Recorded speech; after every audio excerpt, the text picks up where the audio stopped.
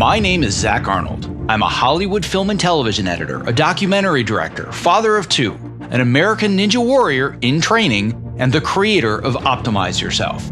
For over 10 years now, I have obsessively searched for every possible way to optimize my own creative and athletic performance, and now I'm here to shorten your learning curve.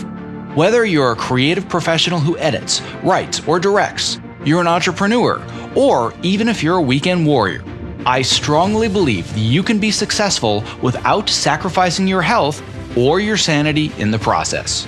You ready? Let's design the optimized version of you. Hello and welcome to the Optimize Yourself podcast. If you're a brand new optimizer, I welcome you and I sincerely hope that you enjoy today's conversation. If you are inspired to take action after listening today, why not tell a friend about this show and help spread the love? And if you're a longtime listener and Optimizer OG, welcome back. Whether you're brand new or you're a seasoned vet, if you have just 10 seconds today, it would mean the world to me if you clicked the subscribe button in your podcast app of choice. Because the more people that subscribe, the more that iTunes and the other platforms can recognize this show, and thus the more people that you and I can inspire to step outside their comfort zones to reach their greatest potential. And now on to today's show. Imagine a post department where you feel a sense of community and mutual respect. Imagine a post department where you are consulted about schedule changes and asked for your input in solving problems. Imagine a post producer who allows for flexibility to balance both work and life responsibilities. Imagine a post producer who believes that you should get paid for every hour you work. Yes, even nights and weekends. And wants you to go home when your work is complete, even if it's before your 12 hours are up. Well, this is the world that producer Janace Tashjian has created one show after another during her 30-plus year career in the film and television industry, having worked in the past on some big-name movies and shows, such as Avatar, Entourage, Shooter, From the Earth to the Moon, Dark Angel, and Ballers, to name just a few. I have spent multiple seasons editing shows alongside Janace, so I can say firsthand that she runs her departments in a way that allows for everyone to do their best work while also having a life. Imagine that. In fact, every person that I meet who has worked with Janace always says the same thing. Best show I have ever worked on. So it's probably no surprise that when Janace read my article, Dear Hollywood, We Don't Want to Go Back to Normal, Normal Wasn't Working, which by the way, you can find at optimizeyourself.me/normal, she struggled to relate to some of the complaints about long hours, people being taken advantage of, and having no work-life balance. Well, in today's conversation, Janace and I discuss these issues, as well as all the ways that she creates the positive work environments that so many editors and assistant editors appreciate and love. I hope that what you hear today provides a new perspective and a refreshing look at what is actually possible when all of us come together and work as a team. Now, very quickly, before we get to the interview, in case you missed it, I recently released a follow-up article that is titled, Dear Hollywood, It is Time for an Intervention About the Hours We Work. And this article goes into excruciating detail about all the reasons that we should no longer accept working ridiculous, inhumane hours, whether we are on set or in offices, union and non-union alike. This isn't just a union issue, this is a human issue. Now, if you haven't had the chance or the opportunity yet, I would love it if you would read that article, share it to the group or social channel of your choice, and then more importantly, I want you to take action. I have created a petition and I would love if you signed it. It's on change.org and it's all about making a 45-hour week the new standard in Hollywood. And frankly, as an aside, how absurd is it that we have to fight for a 45-hour work week? If you want to learn more and sign the petition, you can visit optimizeyourself.me/hours. That's HOURS. All right, without further ado, my conversation with producer Janace Tashjian. To access the show notes for this and all previous episodes, as well as to subscribe so you do not miss the next inspirational interview, please visit optimizeyourself.me/podcast. I'm here today with Janace Tashjian, who is a film and television producer whose primary focus is in post-production. You have worked on such projects as HBO's Ballers and Entourage, other shows such as Shooter, From the Earth to the Moon, Avatar, Dark Angel, and you recently completed Apple TV's Defending Jacob. And before I allow you to say a single word, I want to also say something else. You and I have been good, close friends for years, and you are literally one of the very first people that ever heard my idea for all of the madness that I've created 6 years later. And I can't say enough what a pleasure it is for you and I to be able to chat today, talk through stuff, and be able to share all of the wonderful things that you have brought to both my life and the lives of many people that work in our industry. I'm here. Thanks for having me. We've got a lot of stuff that we can dive into. The thing that precipitated our conversation today, it all started with the article that I wrote a few weeks ago about the fact that Hollywood really shouldn't be going back to normal because normal wasn't working. You had called me after that article was released, and you and I chatted a little bit off the record about the way that things look from my perspective, about how things look from your perspective. And as always, you and I are usually in agreement, but there's a little bit of disagreement. And I don't think there's anybody on the planet I love to disagree with more than you, because we always have such great, respectful conversations where we can actually learn from each other as opposed to attack each other. But before we get into the topics, I just want to start very briefly to better understand your path in Hollywood, not every single little benchmark over a 30-year career, because we could talk about that for hours. But I have a lot of respect for the path that you took, because you started out just getting right into the business. You didn't have like a master's degree from USC, and you found your way onto very, very big projects working with very big people at a relatively early age. And you've kind of forged your own path to where you are now today. And I think people need to know at least a little tiny bit about how awesome you really are before we go into the topic. So let's just talk a little bit about the brief elevator pitch version of your story to get where you are today. Well, I appreciate that. As you know, I didn't go to university. Didn't really have any college to speak of, but I did get lucky, and I managed to get a job at Universal Studios when I was 19, and that is what kicked my career off. Post-production came into my life because I was hired as a clerical assistant for two producers who were sharing the responsibilities of a post-production department. And they were really great to me. There was a lot of opportunity to learn and step outside my comfort zone. And they pushed me to do so, as have many of my colleagues and mentors over the years. And I'm really grateful for that. I had a boss who once said to me, probably more than once, but that it's good to do things that scare the shit out of us on a daily basis. When feeling afraid to take that next step, I was fortunate enough to have people in my life that encouraged me to challenge myself, even if that meant making mistakes. And trust me, made a lot of mistakes over the years. But being in various environments where I wasn't living in fear of making mistakes is what makes that a healthy place to be, because nobody's perfect. And so I think that ties in nicely to the conversation we want to have about creating positive working environments such that it allows everyone to grow and learn and become good partners. Well, I think what I want the audience to understand about one of the things that precipitated our conversation is, a lot of people in the industry, and a lot of people have worked with you. And what inevitably happens, I've seen this happen over and over and over and over again. I meet somebody, we look on IMDb or we have a conversation, and we say, "Oh, you've worked with Janice too." I get the same reaction every single time. Best show I have ever worked on. I have never had a better experience in post-production than when I was on one of Janice's shows. I'm a member of that club. Thanks, Zach. So this isn't just my opinion. This is a lot of people's opinions. And the important takeaway that I want for people to have from this conversation today is that, yes, we don't want things to go back to normal, but normal is different for a lot of different people.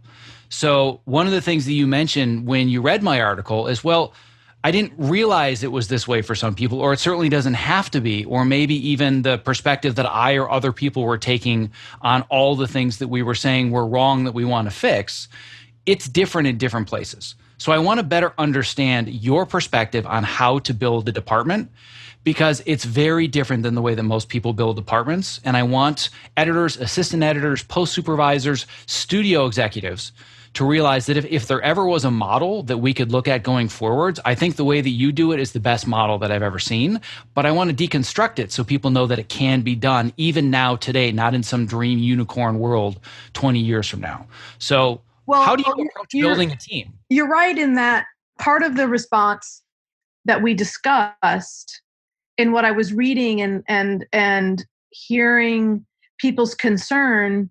It's not that I don't understand that those environments probably do exist, but the reaction that I was having is that it was very much outside my own experiences, and maybe that's because I build it a different way, or because I've been fortunate, or both of those things. And I do think that there is some counter perspective to some of the issues that were brought up, because I do think that some of those concerns and environmental negatives, if you will, simply need to be discussed. I know that I've personally, over the course of my career, I wasn't always proactive in self-advocacy.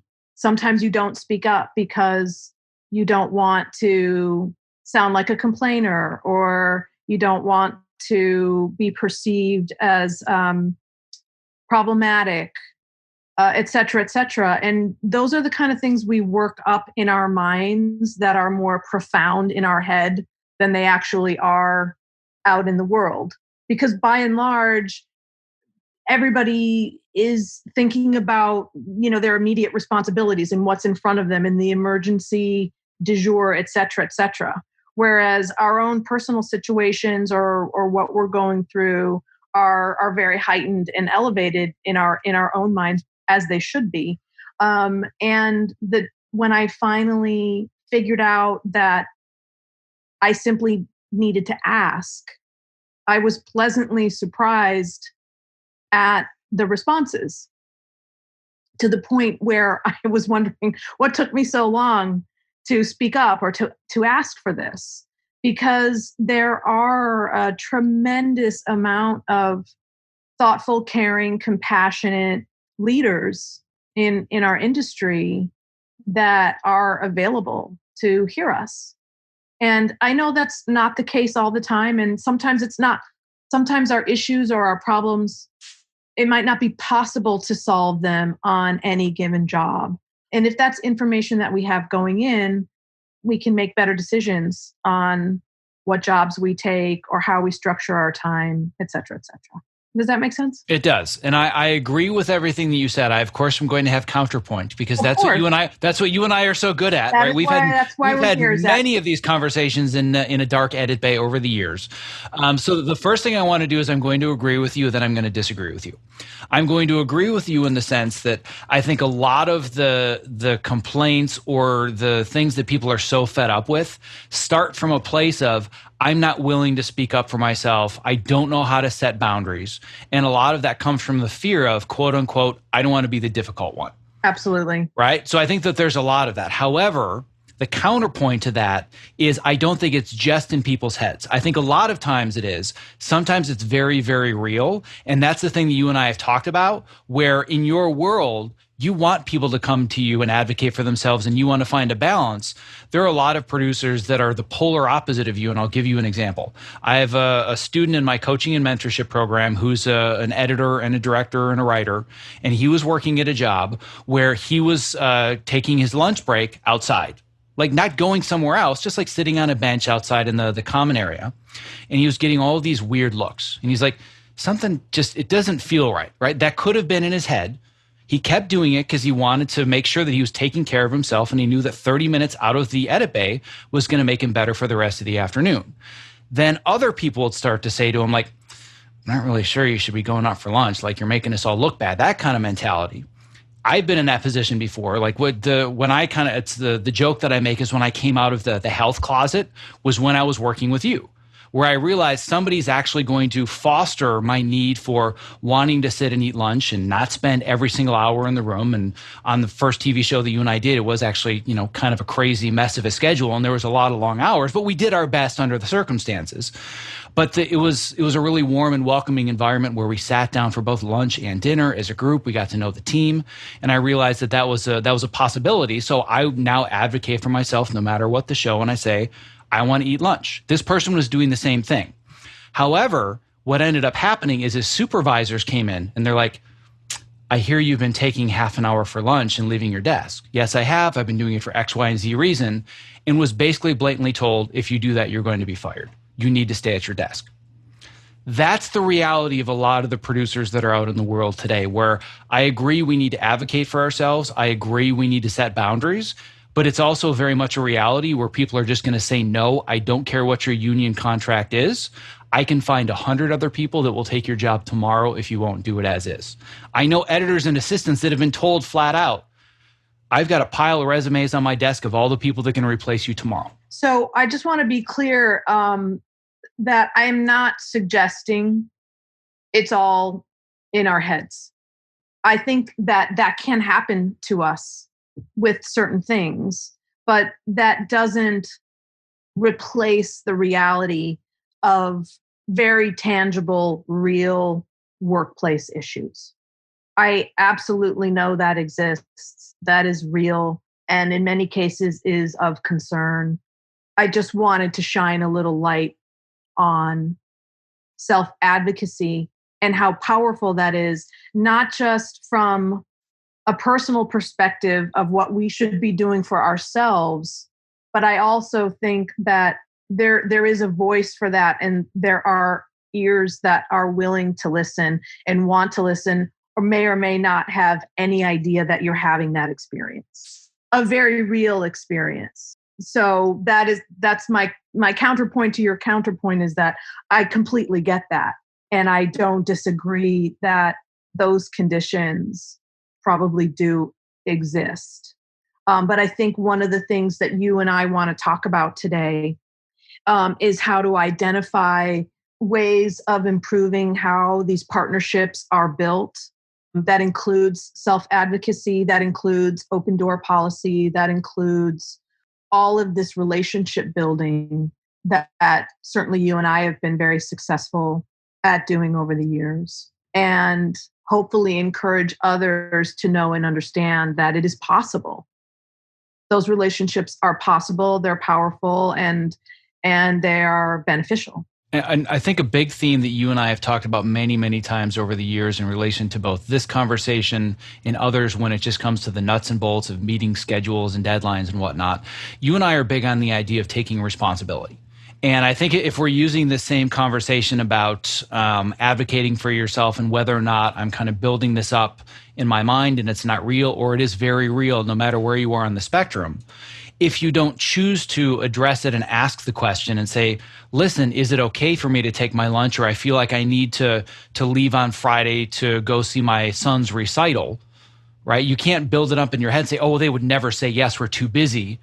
Like, you have to at least take responsibility for the fact that I have to reach out and I need to communicate it. Then if they're a total douchebag about it, well, then you know the situation they're in, but you've taken responsibility and you've communicated it. So I think responsibility is a big part of this conversation, but also just accepting and understanding that there are a lot of different scenarios where either it kind of was something I was worried about and, oh, wait, they were actually totally cool about this, versus, whoa, I had no idea the kind of person I was really working with here. But that responsibility is the one thing we can control. Absolutely. And, we've also talked about, we can deal with problems that we know about.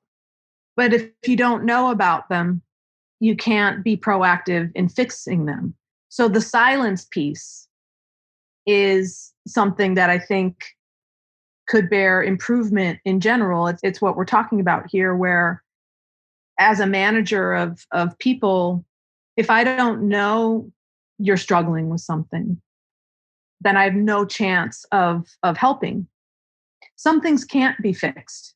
We may go into a project, and we've been there before, where we know we have a rigorous road ahead. And when I am building a department and setting out on a given project, certainly at the interview stage or at the hiring stage, I very much like to make sure all the cards are on the table and that everyone understands, here's what we're looking at, here's what we can expect. Maybe this isn't great, or maybe this will be challenging. But knowing that we're going into it with everyone informed and on board and looking for ways to support each other through that gives people the ability to really weigh whether or not it's a job that they want to take on. So I think full disclosure is an important component to possibly solving some of these misunderstandings where you might find yourself in a situation of, wow, I had no idea this was going to be this way, or what this expectation was going to be. And the same in reverse. For just as an example, if we're going into a project together and you come to me and say, I'm down for all of this, but I've had this vacation planned for a year and I absolutely must be gone these dates. So disclosure on both sides and setting expectations and discussing expectations, I think, is an important part of the interviewing and hiring process. And I think that can cut down on misunderstandings. Yeah, I agree with that wholeheartedly. And I think it's not one of the things, it's maybe the thing, is making sure that everybody understands expectations. And again, I think this is an area where you're extremely good at setting expectations and making sure that we all understand them and we all also meet them. I've been on other shows where there were no expectations at all because people really didn't even know how to manage a calendar or a schedule. And everybody's chasing their tails 4 times a day because there is no set expectation. So one of the things that I've learned how to become very good at is not just going into an interview hoping that they pick me and I get the gig. I interview them so I understand their expectations of me and whether or not I even want to meet those. So I've turned down several jobs that would have been great credits, but horrible lifestyles because I've learned it the wrong way. And you and I had those conversations 3 seasons in a row. You and I worked on Shooter. And creatively, Shooter, probably not my favorite show I've ever worked on, but by far the best lifestyle job ever. Like, what a wonderful experience, great people, great schedule. And some of it sucked. I mean, some of it is just tough and you've got crunch time and you just deal with it and you have a Saturday or whatever and you know it's coming and that's part of the process. That's what you signed up for. But in general, I feel like, going back to where you said, well, sometimes there are problems that can't be fixed. I think for a lot of people, that would have been the mindset on Shooter. I'm running the show. It's not the best budget in the world. The schedule is crazy. It's just going to suck for 3 seasons. But because of certain core decisions and questions that you asked at the outset, Shooter was monumentally a better lifestyle experience than it ever should have been. So I think that there's more control than maybe some people feel there is. And I really want to understand what are some of the core questions that you're asking yourself when you're building a department.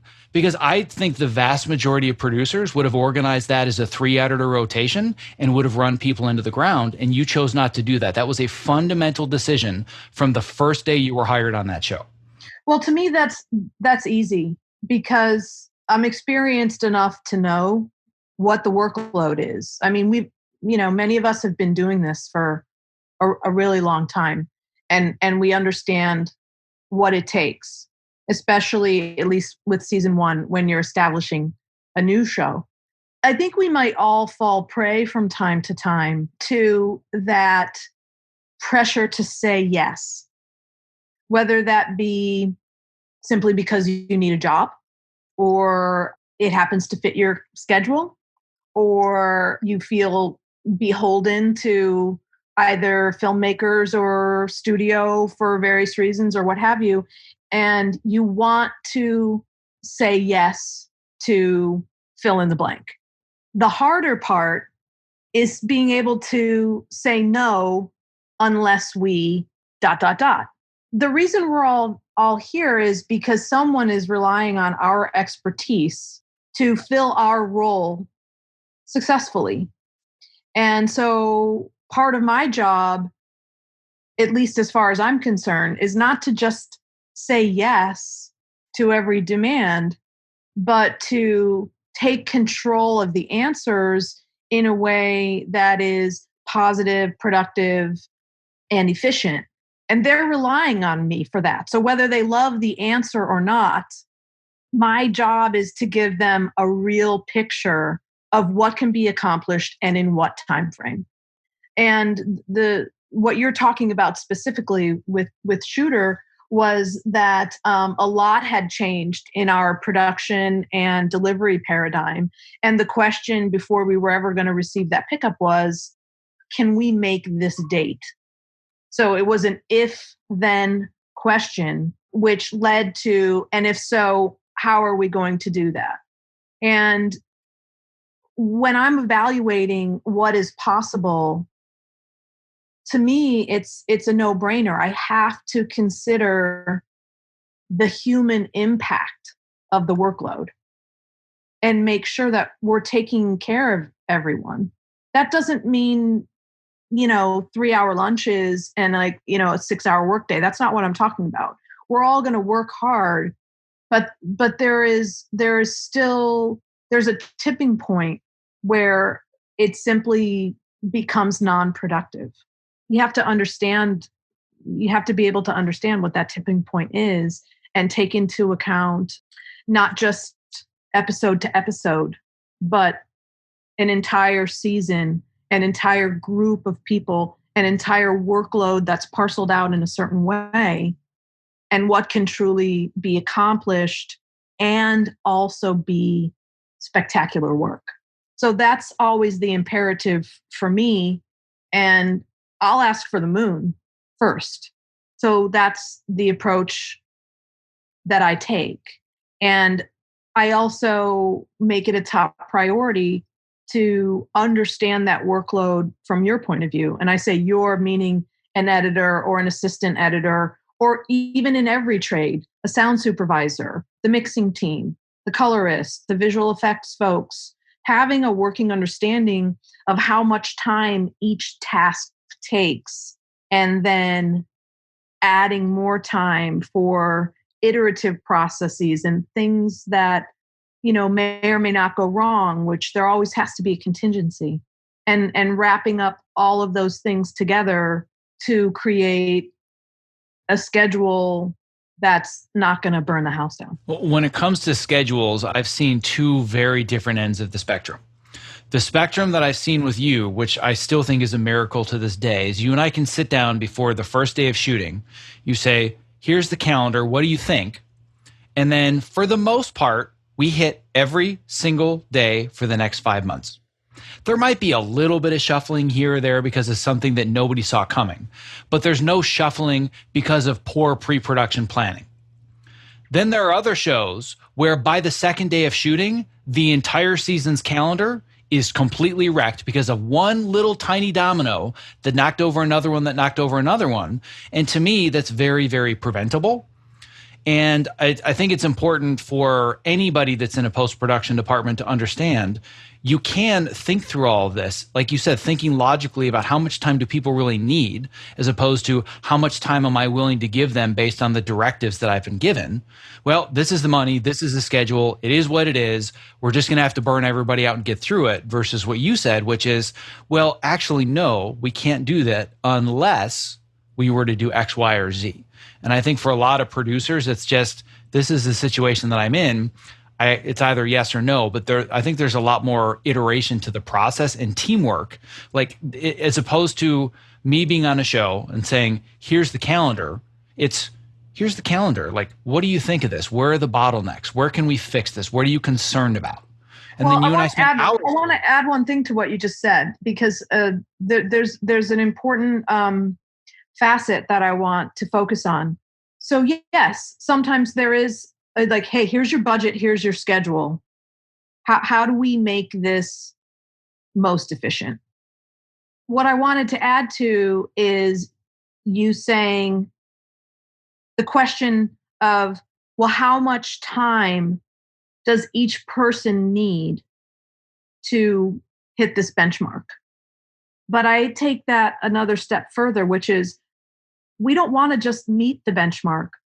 We want everybody to have the opportunity to put their best foot forward when we hit that benchmark. Because in many ways, you can get almost anything, quote unquote, done on a deadline. The question is, can you put your best foot forward by that moment in time? And we have to be interested in that for each other. I want that for you as an editor. I want that for assistants. I want that for people who are working in other support roles. In whatever it is they're doing, it's important for people to feel like they have the opportunity to be their best selves in that role. Now, we don't always have extravagant amounts of time. That's just how it is sometimes. And we have to accept that if we want to accept that job and move forward. And so sometimes we can't solve all those problems. But if the intent by all parties is to solve as many of those problems together, then there's no way we won't have a good result. Even if we're stressed or a little tired from time to time, or we're just living large and loving life because, we wound up with plenty of time and we're hitting our deadlines, et cetera, et cetera. But I think so much comes back to our intent to support each other in our best efforts as a team.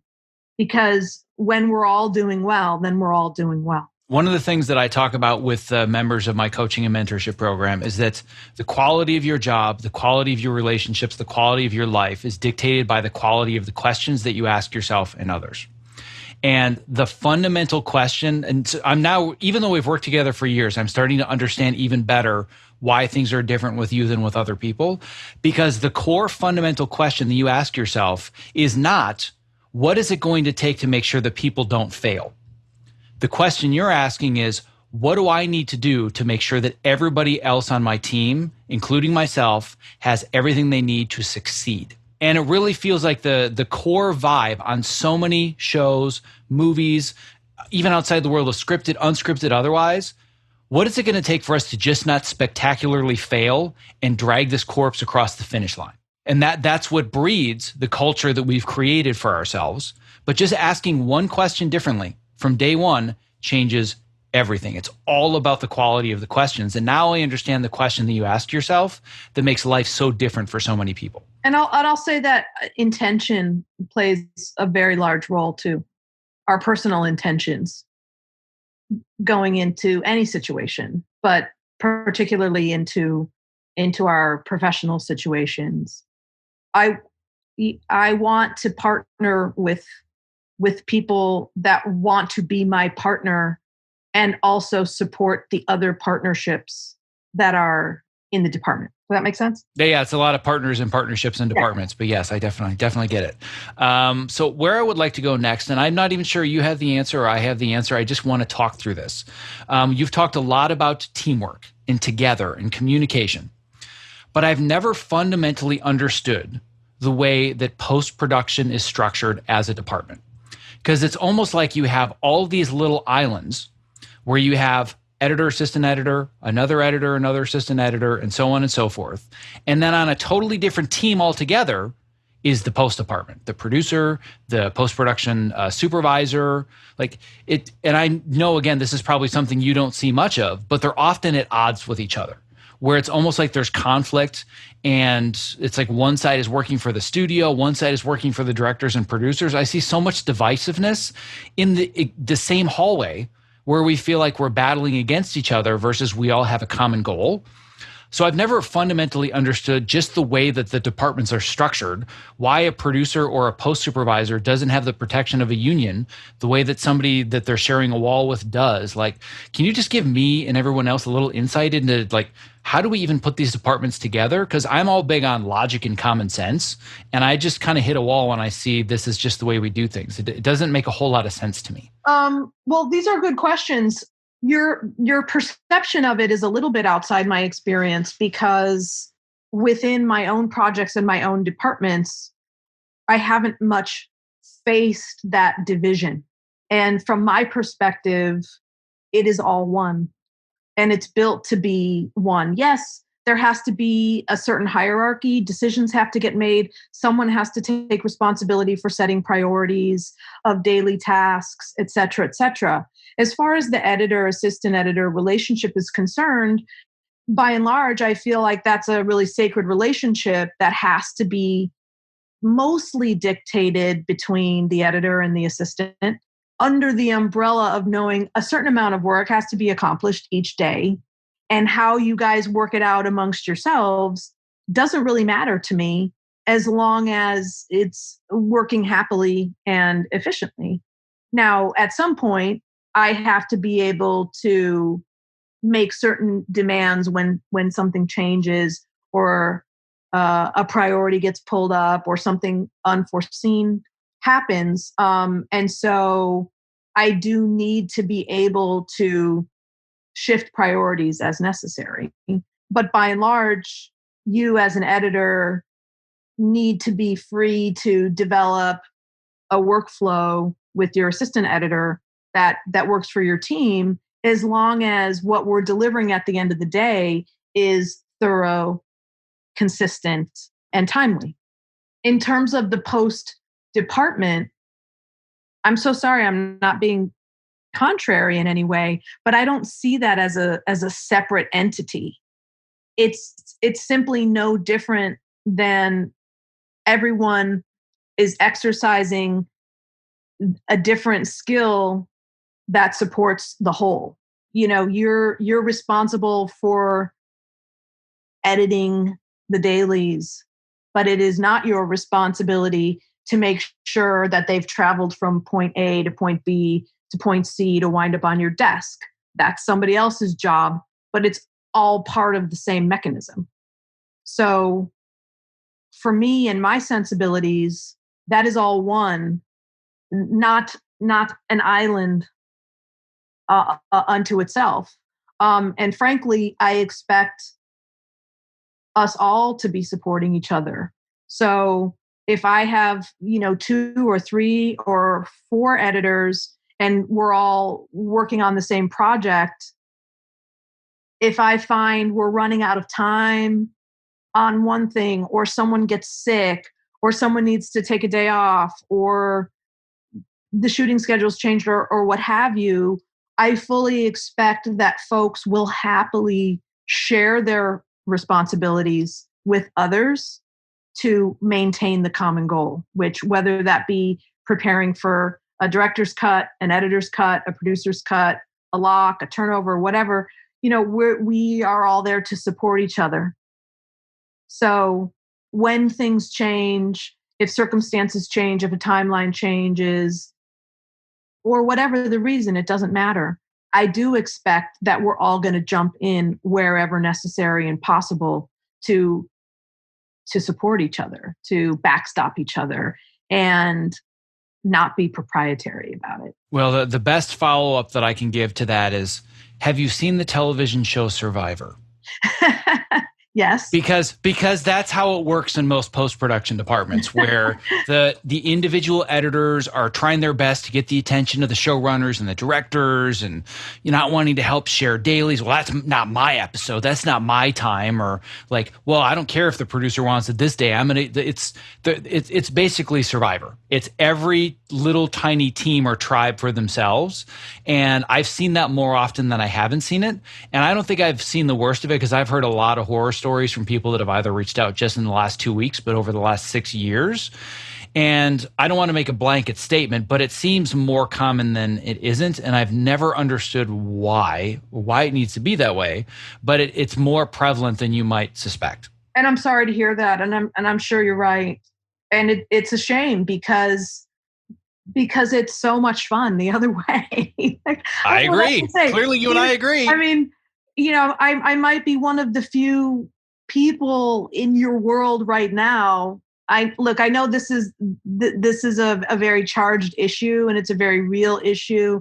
And the things that folks are talking about that have potentially been intolerable for them in their workplaces is all very real. But I might be one of the few people in your life right now who are saying, I can't wait to go back. I'm missing that. I'm missing my teams and my families, my work families, and those shared goals. I miss that a lot. And I hope at some point that that's something we can all experience going back to, or getting back to, or creating or recreating future forward. Because one, it's so much more enjoyable. Two, it produces something that much more elevated, creatively, personally, interpersonally, professionally, all of the above. And I clearly you and I are in agreement, and I've seen the positive effects of all of that. And I want to make sure before we're done, I want to talk some about this idea of what can we do once we go back to work. Like, what should we expect? How can we bring this closer to where it is that we really want it to be? But the one other thing that I want to address first, and maybe this will kind of help us segue and dovetail into this conversation anyway, but an area that I'm very passionate about are the hours. I feel like if you look underneath the surface of so many of the stories and the complaints and the fears and the gripes that people have, they're not all driven by the hours, because we have to be very clear that people are dealing with ageism and racism and discrimination. And those things are not about the hours. There are other issues at play. But I feel like if we were to talk about the note underneath the note that's driving so many of the issues, it's the hours. And there's a lot of confusion around hours, specifically for editors. I think for just teams in general, but specifically for editors. I know that when I talked to the head of the editors union and I mentioned the standard 60-hour week, and she's like, it's not 60 hours. It's not even written in the contract. That's just what your pension contribution is. And you and I talked about this a little bit, right, where you and I are on the camp of when the job gets done, you go. Right. But there are a lot of other people that are doing this, and I've realized people aren't watching this, but they're looking at their watches thinking, well, you haven't put in your 12 today, right? I've heard this saying many, many times. Well, as long as you put in your 60. It's like, but that's not really how it works. And it doesn't even work that way for assistants, where they have a guaranteed amount of time. But there are a lot of producers that now hold them to that expectation when that's not really the way that it's structured. But that can also go both ways, and there's multiple perspectives to look at it from. And you and I have talked about this quite a bit. So let's talk about this expectation of hours, because this is, if there's one area that I feel needs a massive overhaul, this is it. Well, let's definitely talk about it. And you may need to guide or redirect me. I want to make sure that I'm hitting the points that you feel are important. I'll start by saying that obviously we work in a sort of supercharged industry, and we've all made that choice because hopefully we love what we're doing. But we've all chosen the industry, and we do know that sometimes it's a little feast or famine. Shooting crews work longer hours, et cetera, et cetera. But I think what we're talking about right now is people's expectations. So let me just break it down based on my understanding. Yes, for an editor, there's a classification, and you'll have to forgive me because my wherewithal with union rules is not that in depth. I probably shouldn't be admitting that as a producer, but there are so many tiers, right? There's so many tiers, different agreements, et cetera, et cetera. So when I hear the term like a 60-hour on-call editor, right? My understanding of what that term means is, one, you might be expected to be on call for that number of hours during any given week, but there needs to be some consideration if you go beyond that. However, at least in my world and my perspective and my expectations, that doesn't necessarily mean you have to be at it for 60 hours. My feeling is that you have to organize your time as a professional. You have a certain amount of material showing up each day. We have various benchmarks in terms of due dates for cuts, or if there are directors or producers coming in to join us in editorial. And so unless otherwise discussed, once we set forth the schedule, it's your responsibility to either meet those deadlines or come to me and say, hey, I think we might get hung up here, or I'm having a little trouble XYZ, or hey, instead of 2 hours of dailies today, I got 10 hours because there was a 4-camera setup and they shot a 16-hour day. So I would expect to hear from you if you feel like there is a deadline that you can't meet, or if it's going to take you additional time. And I guess the same goes for the assistant editors. And as far as I know, for the assistant editors, they are one of the few who are sort of guaranteed a certain amount of overtime beyond a certain number of hours per week, right? I believe so. Yeah, I don't know all the machinations, but I think you're not far off. Right. So look, I'm a firm believer of if you're working, then you should be getting paid for the hours that you're working. That's the cornerstone. Is that as a manager myself, certainly I don't want people working and giving of their time and not being properly compensated. The reverse of that is I do believe that it's important for us to be open and flexible with each other. Whereas if you come to me and you say, hey, I need to duck out for a couple of hours because, my kid's graduation ceremony is happening on Thursday, or, I need to get on a plane on Friday to go to my grandmother's birthday. All of those things are fine. We all have lives, we all have families, and we need to be flexible and supportive of each other. And as a human being, of course, I want to provide that flexibility. In return, I expect the same thing, where I don't want to see, 20 minutes of OT on Thursday when the day before, you came in late or left early. It has to be equitable and understanding within reason.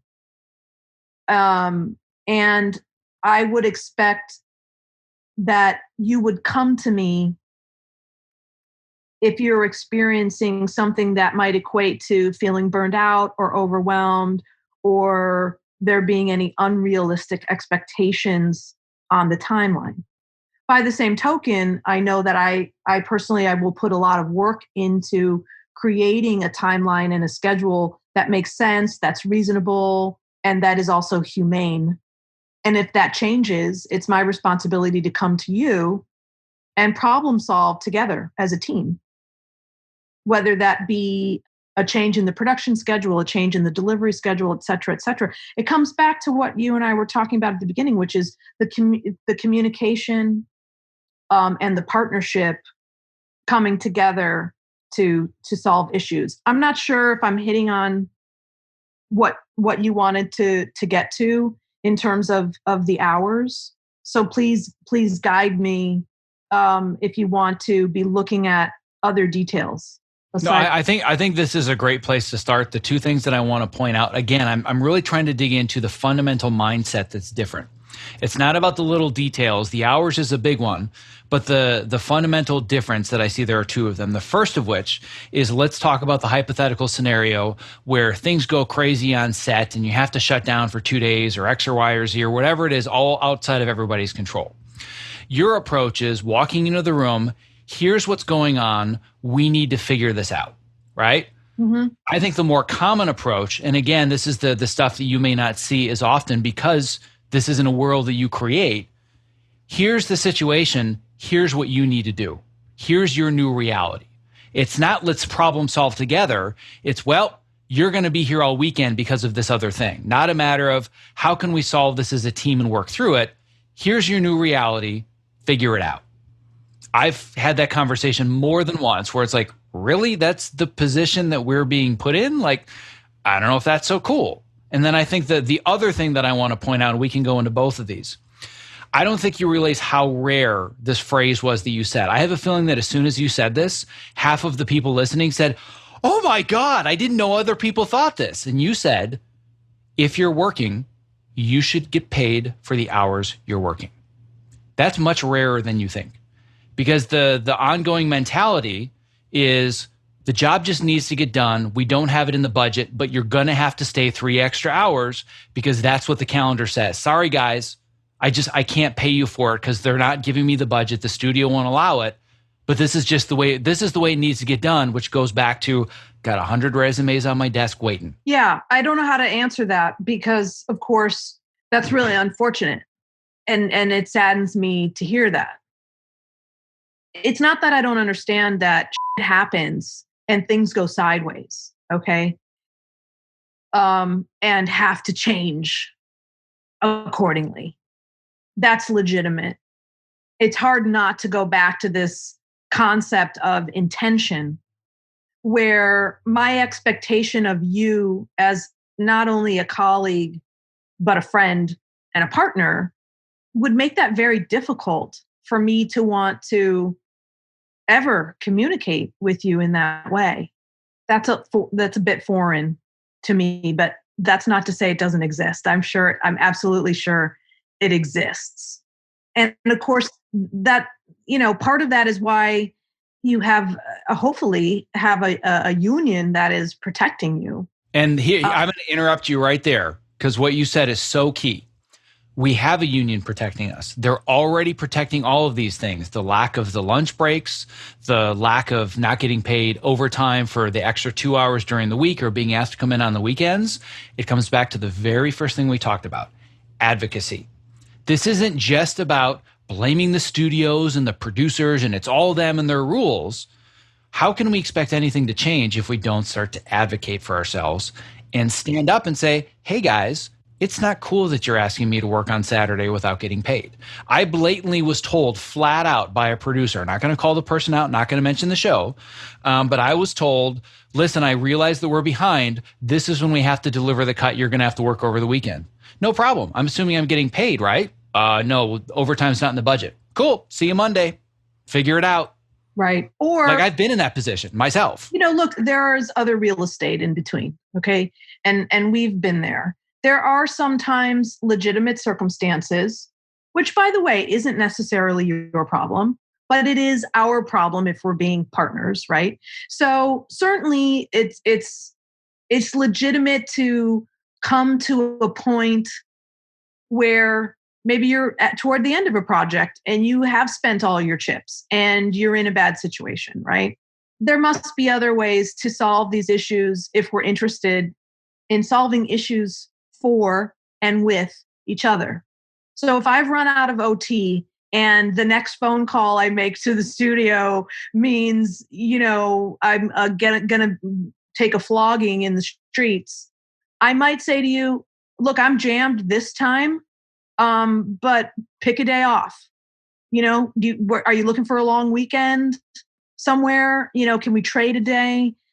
Those are other ways that those issues can be solved, but they won't be solved if they aren't challenged, right? So sometimes the answer just may have to be no. As you said, if I'm not getting paid, I can't come in on Saturday. Or I'm more than happy to be there for you. But of course, I need to be compensated. So some of that is the self-advocacy piece for sure. But of course, it all works better when you have support on both sides. How can we help each other figure this situation out? Which is the perfect segue to the storm reality that we are all living in right now.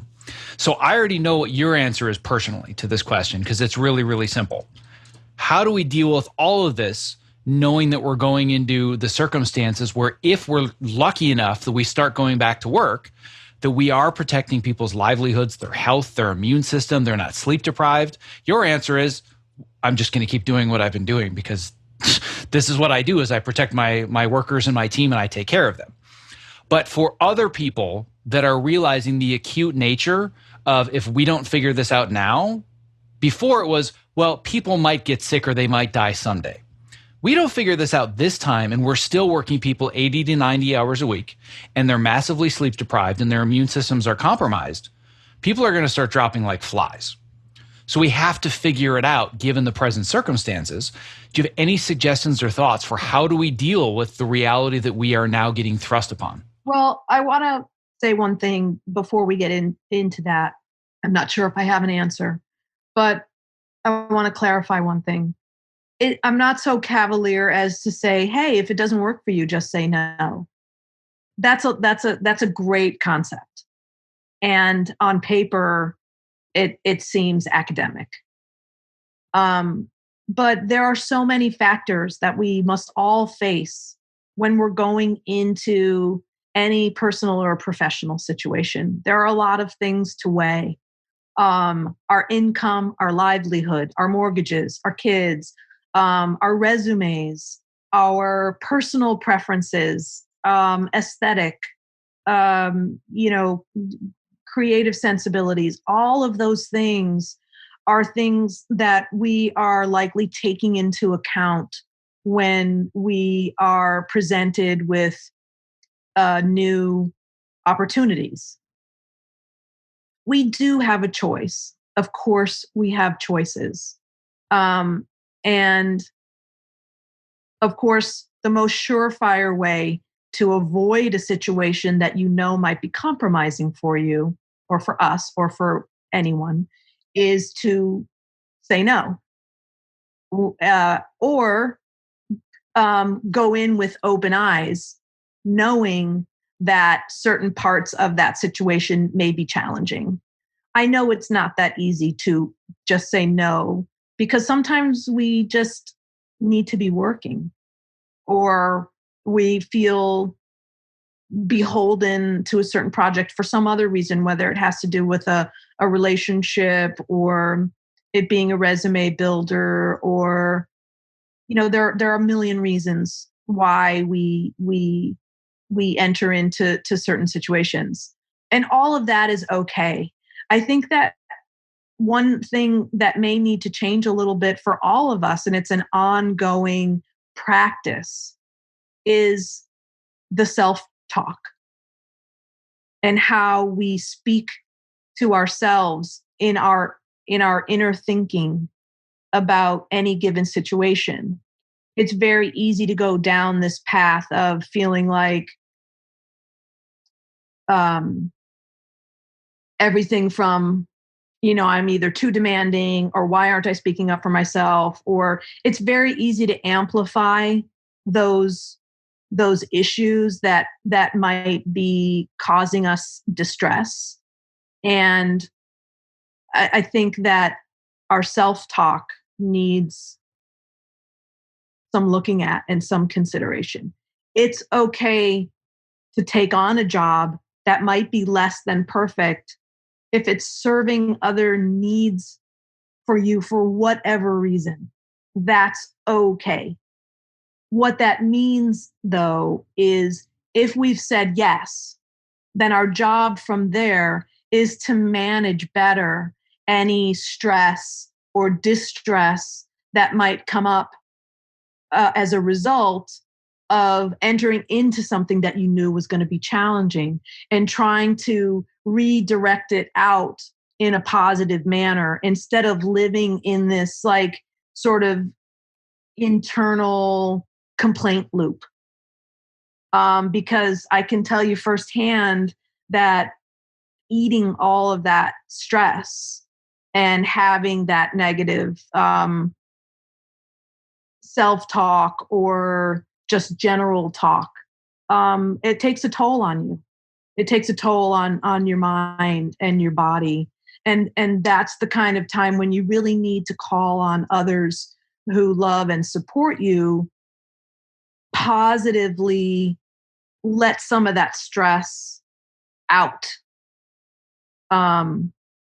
without it, breaking the emotional bank. So I hope that becomes part of the conversation as well, because it goes beyond just straight up self advocacy. I think it also touches on the situations where it is something we want to take on that we know is going to be challenging, and how we manage those challenges in a positive way versus a toxic way. So back to your question. Can you repeat your question? Because I kind of went off on a little thing there. Well, the question was, and I think you actually answered it beautifully, and I had the perfect wrap up for it, but I will just to repeat to make sure that there might not be anything else. For those that are going back into the workforce, hopefully eventually soon, fingers crossed, maybe sorta, who knows, right? What is it that we collectively can do to endure this new reality of making sure that we do prioritize ourselves and our health, whether it's the producers prioritizing for their team, editors prioritizing for their assistants, like all of us realizing that this is now a core common goal, as opposed to, well, it is what it is. It can't be anymore because the stakes are too high. I frankly thought you answered the question perfectly, but maybe there was there's something else you wanted to add, but I thought it was perfect. So just the way that I wanted to wrap it up is that my belief has been for years and years and years, and you and I have had this conversation ad nauseum since the day that I went into your office. I'm like, I've got this crazy idea. What if we got some editors together and people in post, and we went hiking and we called it Fitness in Post, and we'll record a podcast about us taking these 12 weeks. That's where the madness began. And you and I have had this conversation many times over the years, and it's my belief that in order for this to change, that we have to empower people one person at a time from the ground up. I don't think that if Netflix or the studios all of a sudden just change the hours or the rules, I don't think, yes, do I think that needs to happen? Of course.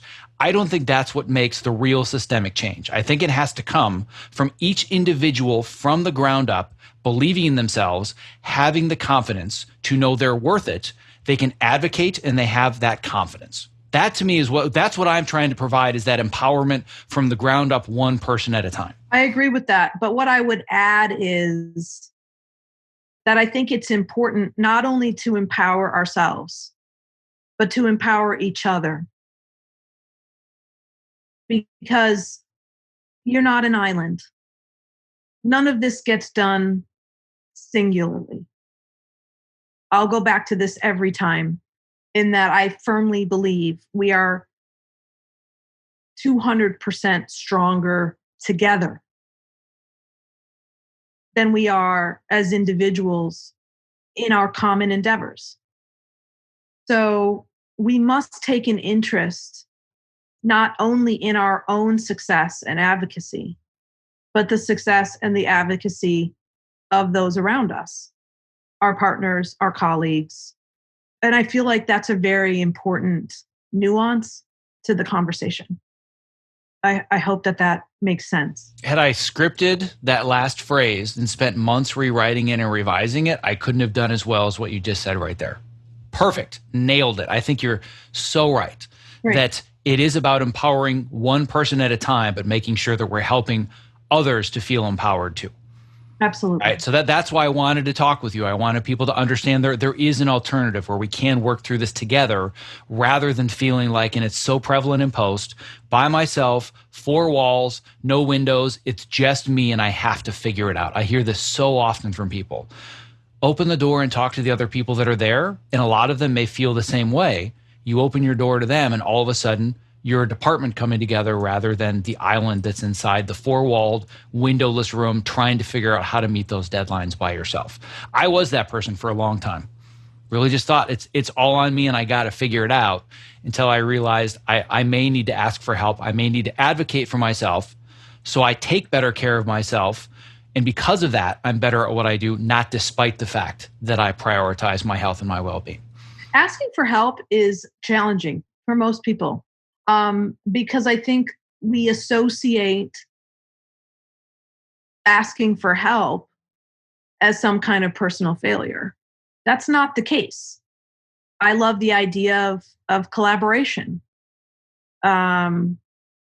Obviously, as a manager, again, someone has to set the rules and the boundaries and the priorities.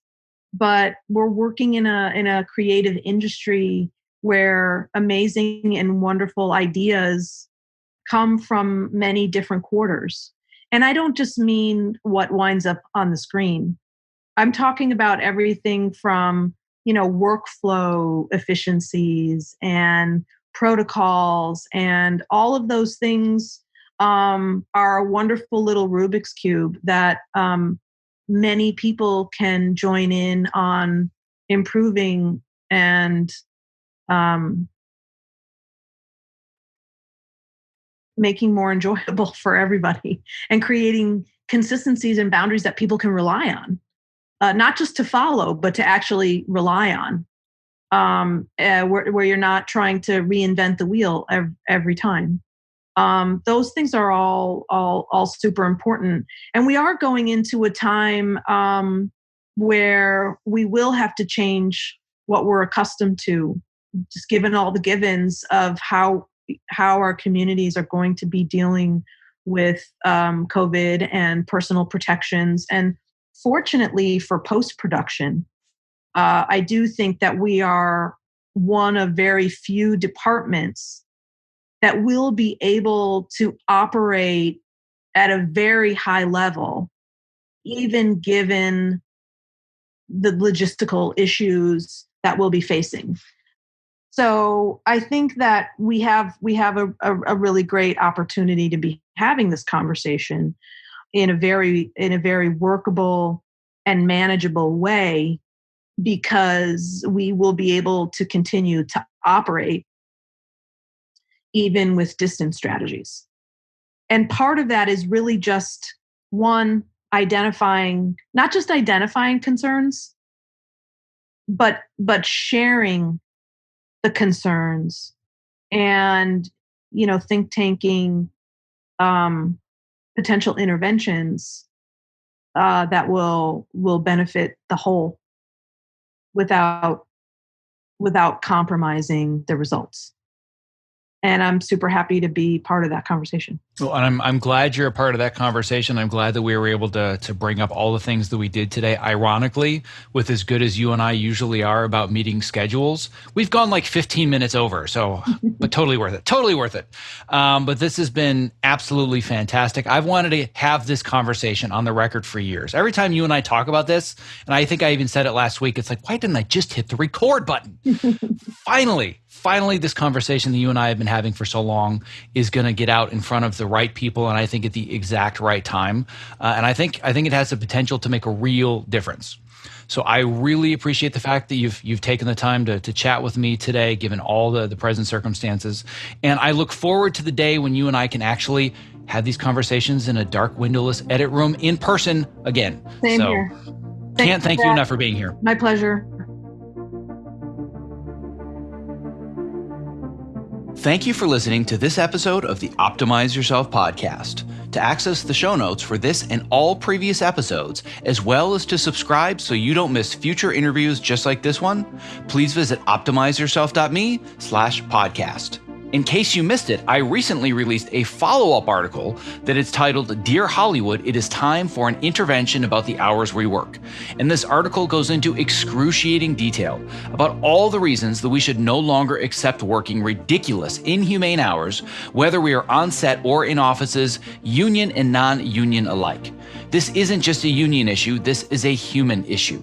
Now, if you haven't had the chance or the opportunity yet, I would love it if you would read that article, share it to the group or social channel of your choice, and then more importantly, I want you to take action. I have created a petition and I would love if you signed it. It's on change.org and it's all about making a 45-hour week the new standard in Hollywood. And frankly, as an aside, how absurd is it that we have to fight for a 45-hour work week? If you want to learn more and sign the petition, you can visit optimizeyourself.me/hours. That's HOURS. Thank you for listening. Stay safe, healthy, and sane, and be well.